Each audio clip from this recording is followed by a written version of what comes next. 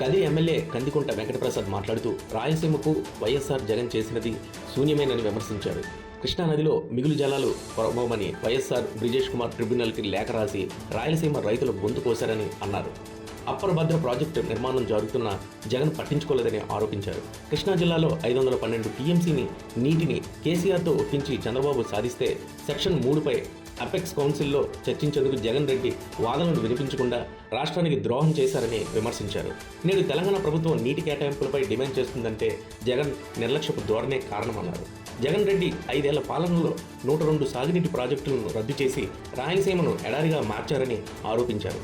అనుమతులు లేకుండా రాయలసీమ ఎత్తిపోతల పథకాన్ని 3,825 కోట్ల అంచనాతో ప్రారంభించి 900 కోట్ల మట్టి పనులకు బిల్లులు చెల్లించుకున్నారని తెలిపారు. 2020 ఎన్జీటీ ఆదేశాలతో పనులు నిలిచిపోయాయని చెప్పారు. 5 ఏళ్ల పాలనలో 12 లక్షల కోట్ల బడ్జెట్ను సీమకు కేవలం 2,000 కోట్లు మాత్రమే ఖర్చు చేశారని విమర్శించారు. 2014-19లో చంద్రబాబు ప్రభుత్వం 12,000 కోట్లు గత 19 నెలల్లో మరియు 8,000 కోట్ల రాయలసీమ సాగునీటి ప్రాజెక్టులను ఖర్చు చేస్తుందని వివరించారు. జగన్ ఇసుక దోపిడీ కారణంగా అన్నమయ్య ప్రాజెక్టు కొట్టుకుపోయి 39 మంది ప్రాణాలు కోల్పోయారని అన్నారు. అలగనూరు బ్యాకేజీ జలాశయం కుంగిపోయిందని, గాలేరు నగరి ప్రాజెక్టుకు కీలకమైన గోరకల్లు జలాశయానికి 5 ఏళ్లలో ₹1 కూడా విడుదల చేయలేదని విమర్శించారు. అవుకు జలాశయాన్ని కూడా నిర్లక్ష్యం చేశారని ఆరోపించారు. తుంగభద్ర డ్యాముకు నిధులు ఇవ్వకపోవడాన్ని 19వ క్రస్ట్ గేట్లు కొట్టుకుపోయాయని, కూటమి ప్రభుత్వంలో సీఎం చంద్రబాబు చొరవతో క్రాష్ ప్రోగ్రామ్గా 5 రోజుల్లో మరమ్మతులు చేసి సుమారు 40 టీఎంసీను నీటిని కాపాడామని తెలిపారు. ప్రస్తుతం 54.42 కోట్లతో రిమోట్ కంట్రోల్ సిస్టమ్ పనులు కొనసాగుతున్నాయని చెప్పారు. వైఎస్ఆర్సీపీ పార్టీ జగన్మోహన్ రెడ్డి గారి నేతృత్వంలో ఈ రోజున పోతిరెడ్డిపాడు హెడ్ రెగ్యులేటరీ దగ్గర నంద్యాలలో ఒక బహిరంగ సభ ఏర్పాటు చేయడం జరుగుతోంది. రాయలసీమ ప్రాంతానికి ఎత్తిపోతల పథకాన్ని పూర్తి చేయాలని చెప్పేసి జగన్మోహన్ రెడ్డి గారు ఏ ఒక్కరి ప్రాంతానికి మంచి చేయాలని కోరినా అది మంచిదే. కానీ జగన్మోహన్ రెడ్డి మొన్న 5 సంవత్సరాలు అధికారంలో ఉన్నారు. 5 సంవత్సరాల ఆయన పరిపాలనలో ముఖ్యమంత్రిగా రాయలసీమ ప్రాంతానికి ఎన్ని తాగునీటి అవసరాలు కావచ్చు, సాగునీటి అవసరాల కోసం కావచ్చు, ఎంత డబ్బులు కేటాయించినారు, ఎన్ని ప్రాజెక్టులు తీసుకొచ్చినారు, ప్రజలకు సమాధానం చెప్పి ఈ కార్యక్రమం చేస్తే బాగుంటుంది. అంతేగాని అధికారం ఉన్నప్పుడు ఒక రకంగా, అధికారం పోతూనే మళ్ళీ ప్రజల్ని మోసం చేసి, ప్రజలకు అబద్ధాలు చెప్పేసి రెచ్చగొట్టి తద్వారా రాజకీయ లబ్ధి పొందాలని అనుకున్నాడు అనేది చాలా తప్పు. ఈ మాట ఎందుకు అంటాను అంటే 5 సంవత్సరాల కాలంలో మీరు ఖర్చు పెట్టిండేదంతా కేవలము 2,000 కోట్ల రూపాయలు మొత్తం మీద ఖర్చు పెట్టారు. దాంట్లో ఒక ప్రాజెక్టుకు 900 కోట్లు మట్టి మాత్రము తవ్వేసుకొని వాడేసుకున్నారు. మిగతాదంతా కలిసిన 1,100 కోట్లు. అదే చంద్రబాబు నాయుడు గారు రాయలసీమ ప్రాంతం కోసం 2014-19 ప్రాంతంలో ఆయన ముఖ్యమంత్రిగా కూటమి ప్రభుత్వం అధికారంలో ఉన్నప్పుడు ఖర్చు పెట్టిండేది 12,000 పైచిలుకు కోట్లు ఖర్చు పెట్టినారు.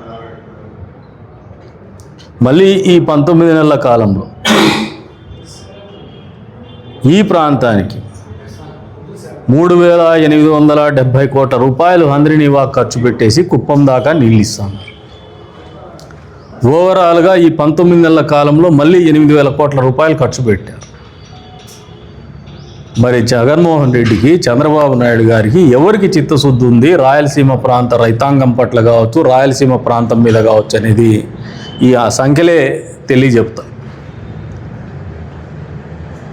మీరేదో రేవంత్ రెడ్డి గారితో లోపాయకార ఒప్పందం అని మాట్లాడుతున్నారు.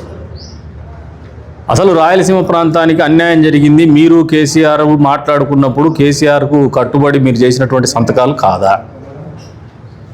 మీ సొంత జిల్లాలో అన్నమయ్య ప్రాజెక్టులో గేట్లు కొట్టకపోతే కనీసం పట్టించుకున్న పాపాన పోయినారా 5 సంవత్సరాల్లో అధికారంలో ముఖ్యమంత్రిగా ఉండి? ఇంకా ఒకటి చెప్తాం, ఈ నియోజకవర్గ వాసిగా లేదు మీ పులివెందుల నియోజకవర్గం గురించే చెప్తాం.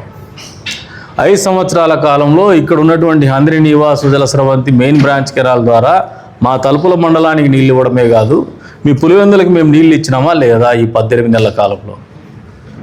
మీరు ఎందుకు ఇవ్వలేకపోయినారు? మీ సొంత పులివెందుల మండలానికే చెరువులు ఎందుకు నింపుకోలేకపోయినారు?